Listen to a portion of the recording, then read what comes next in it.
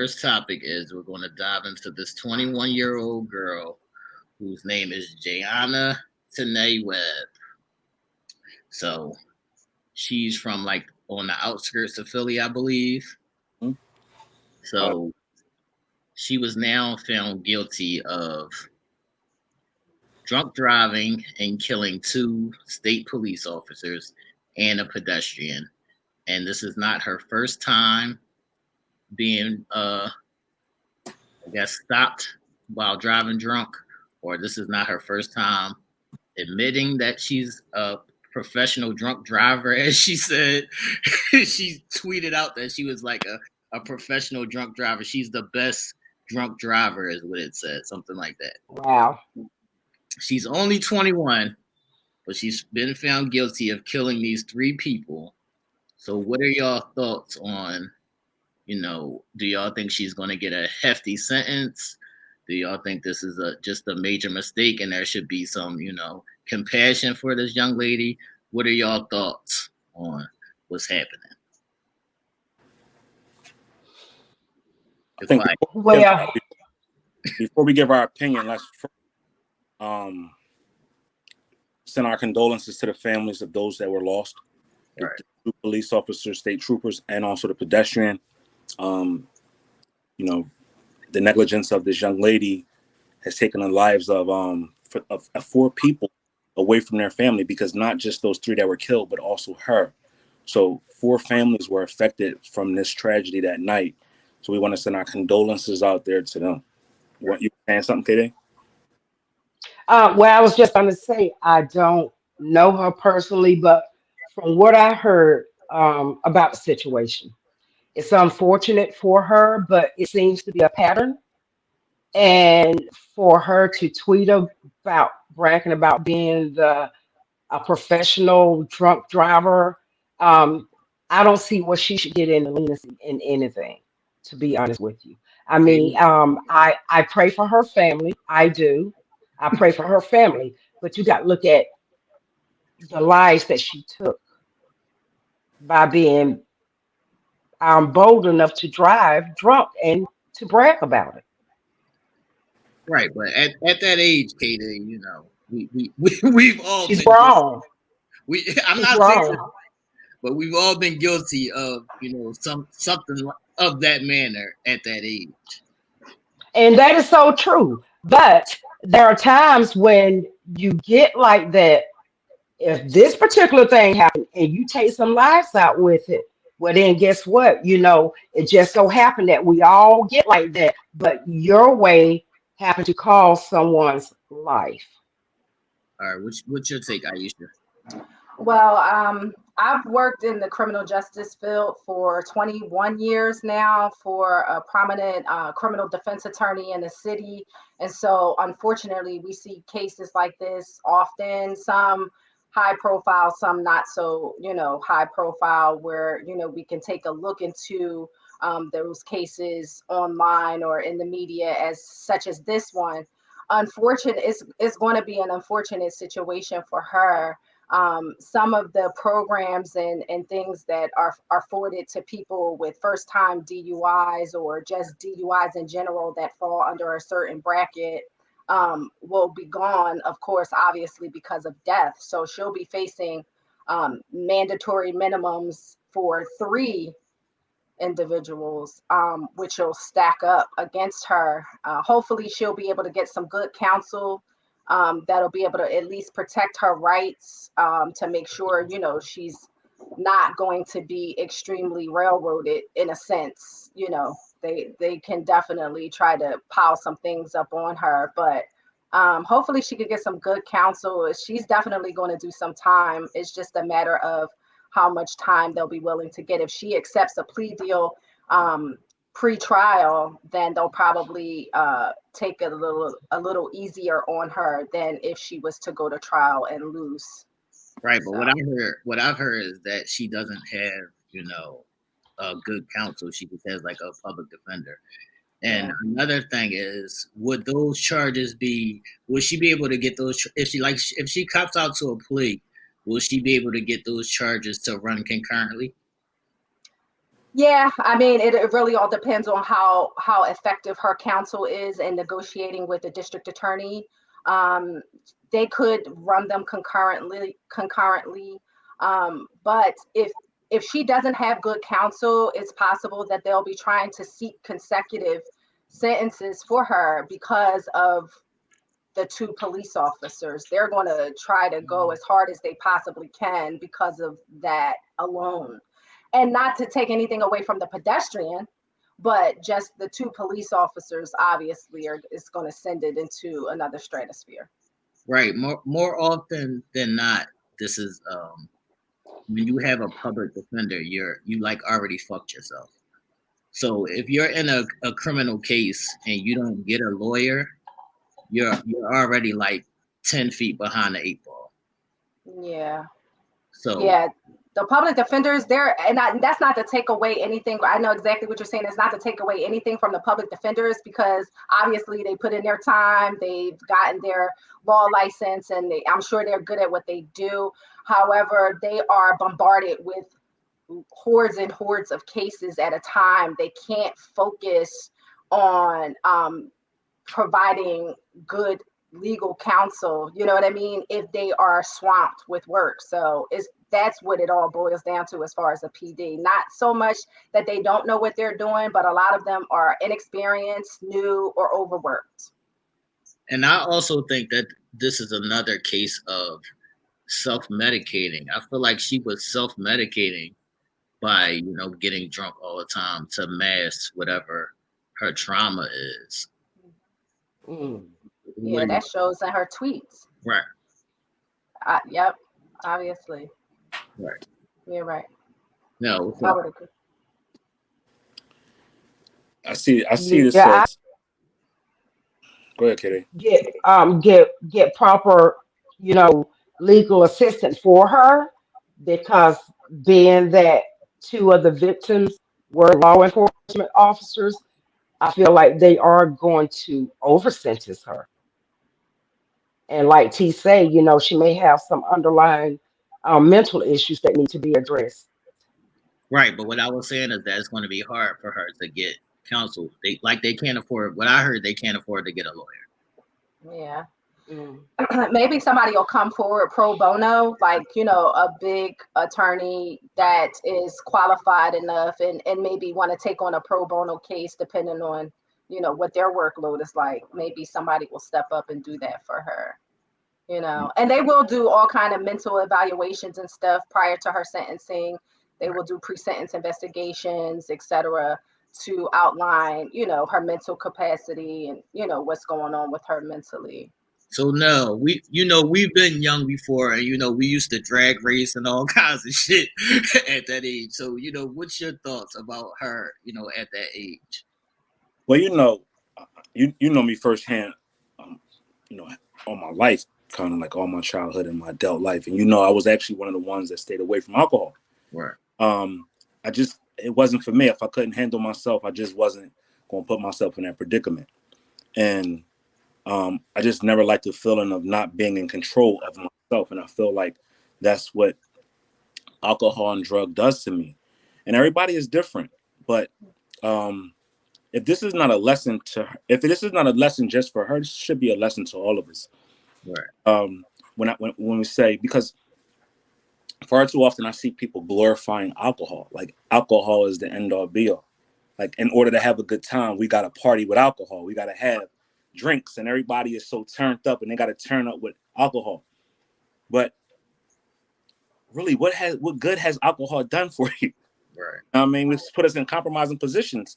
If we look back on certain things, if our lives have been affected by anything, let's look back and see what those times have done. We wake up feeling half dead. We don't feel good afterwards. We may have did something crazy the night before, and we're waking up regretting it. Right. It might have put us in a compromising position. So when we do things that's going to impair our judgment and take away from our sobriety, we are just like what this young lady was. We can all sit and on our couches at home in front of our computer screens or in front of our tablets and phones and say how wrong of her it was for her to go out there and do what she did. But let's think of the many times that we've taken a drink at a party and we wasn't home, and we then drove ourselves home.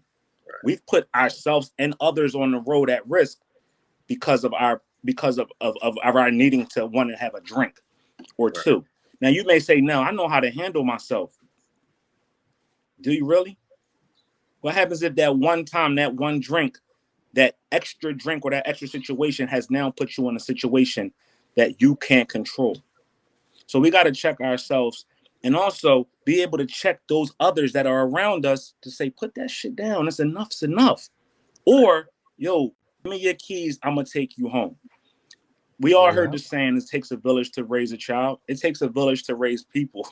It takes a village to look after anything. And if we're not taking control of our environment and within and around us, we are just as much the culprit. We could be out at the bar and we could just be having a soda or water. If you see somebody impaired, I'd rather you call the cops on them before they get out there and harm one of my family members on that road. I'd rather you pull them aside and say, yo, can I give you a ride before you get on that road and put my life in jeopardy? So at the end of the day, it's always good to sit up here and have words for somebody after they did something. But where was the words for them when they were before they acted in that crime? And that's something that I think we all should take accountability for. Plus, it's also the tweets are the main thing that's going to fuck her. Like, if that wasn't so public, she might be able to get more leniency. But because she has those tweets bragging about her drunk driving abilities, that's what I think is going to really fuck her in the end. And I keep on hearing a lot of people saying that this should be an example for all the young kids coming up after her. But when you were that age, in your mind, you don't even consider that. You only look at it like, well, that was her. Like, that's not going to be me. When you at that age, that's how you think. You think about it like, that's not going to be me. That was her. And but how many people think, before you go there, how many people at any age says, that ain't going to be me? How many times do we see people going live on Facebook, going live on Instagram, going live and they at a party, they drinking and they dancing and they partying, they got drinks in their hand? The same way, y'all, what y'all doing is y'all giving, if anytime y'all in any situation, y'all giving a first-hand tell on yourself. Right. You snitching on yourself. Right. So the moment you go live on Facebook, that's documented. Even if you delete it, somebody some way can pull that up. You now got a drink in your hand or you sipping on it and you go out here and mistakenly have an accident. Now you are fucked. So when the needing for us to always show out and glorify for the gram, that's the point that I'm trying to make. Yes, what she did was absolutely wrong. But when we start to take it and be braggadocious just to put on for somebody else, that's when it becomes crazy for me. All right, it's help. Hold on. And we have to help our young people understand that that's not right. And you know where they see it from? They see it from the other generations doing it, and they think it's okay. Nobody is policing nobody anymore nowadays because we're not policing ourselves. Right. We all want to show out for everybody so we can be cool, we can look cool, we can be outside, we can do this. No, look, what Sarah was saying. So do you think that the cops should have any blame in this because they did stop her before this happened? So are we giving any credit to that? Right. I talked to y'all on Thursday when we had our meeting. And I said, this seems like a case that is being trumped up.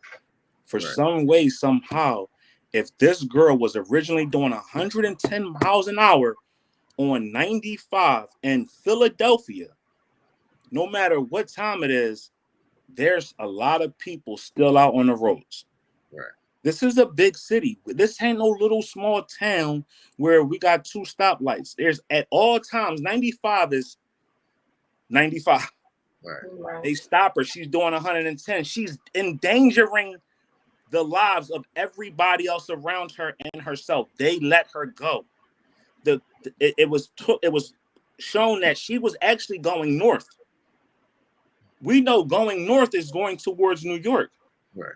The accident actually happened going south. Right. So going south is going towards DC.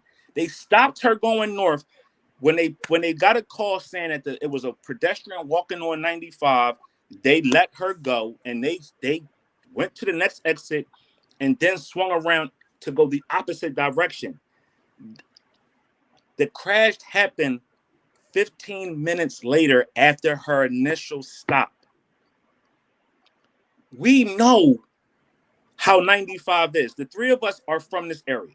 Right. Where she was pulled over at, where they stopped her at in the next exit, and then for her to go around and come the opposite direction, 15 minutes was well over.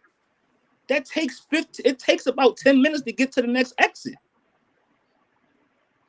To make a U-turn, then get back on 95 and go the opposite direction is funny to me. Right. I'm not saying it's collusion, but something doesn't sound right to me. Yes, the young lady may have hit them because she stayed on the scene. Her car was there. She was in the car. The car was hit, damaged. She stayed on the scene after the accident. Was this the same girl that was whatever? She said that she tweeted, "Oh, I just was pulled over," right, or whatever. It just don't add up to me. Right. It's something just those that doesn't add up to me. But if she did it, she got to face the consequences of her actions. She did do it, but she got to face the consequences of her actions. It's just crazy. Right. And just because it was two police officers, she's not going to see the light of day. All right. But that's why it's going to take a good attorney, possibly, to represent her, to uncover those inconsistencies that may not necessarily add up, and that can help maybe, lessen some of the intent. Mm-hmm. So the family has to make some noise now in order to grab the attention of one of these attorneys who would want some publicity off of this case. So if the family, is paying attention or whatever, if anybody can get this word to them, they need to make some noise if they want to be able to find a lawyer that'll take this case, just for the promo of it. Mm-hmm. What's up, Katie?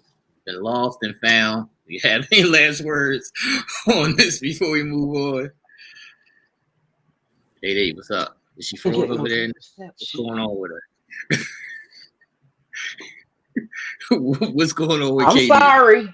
Y'all know I got bad connection here. My apologies. To the Philadelphia police force, the state troopers, trust and believe I will not be on the road for the next 2 months driving my car. Y'all don't have to worry about pulling me over for my comments. No, trust and believe that if that was one of us, we wouldn't have made it past that stop.